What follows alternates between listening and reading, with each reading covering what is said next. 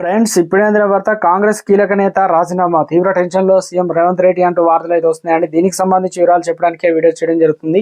చాలా మంది వీడియోస్ ఉన్నారు కానీ సబ్స్క్రైబ్ చేసుకొని మర్చిపోతున్నారండి. దయచేసి ఛానల్ సబ్స్క్రైబ్ చేసుకొని బెల్ ఐకాన్ ఆల్ ట్యాప్ చేయండి. ఇటువంటి ఇంపార్టెంట్ ఇన్ఫర్మేషన్ మిస్ అవ్వకుండా మీ ఫోన్ నోటిఫికేషన్ రూపంలో వస్తుందండి.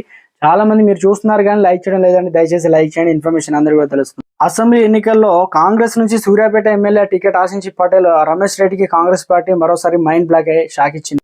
ఇప్పటికే ఎమ్మెల్యే టికెట్ ఆశించి భంగపడిన ఆయనకు కాంగ్రెస్ పెద్దలు కీలక హామీ ఇచ్చారు. లోక్సభ ఎన్నికల్లో నల్గొండ ఎంపీ టికెట్ ఇస్తామని హామీ ఇవ్వడంతో పాటు బాండ్ పేపర్ కూడా రాసిచ్చారు. సీన్ కట్ చేస్తే ఇవాళ కాంగ్రెస్ నుంచి లోక్సభకు పోటీ చేసే అభ్యర్థుల మొదటి జాబితాను ఇవాళ ఏఐసిసి విడుదల చేసింది. ఈ మేరకు ఆ జాబితాలో నల్గొండ ఎంపీ టికెట్ ను జానారెడ్డి పెద్ద కుమారుడు రఘువీరారెడ్డికి అయితే కేటాయించింది.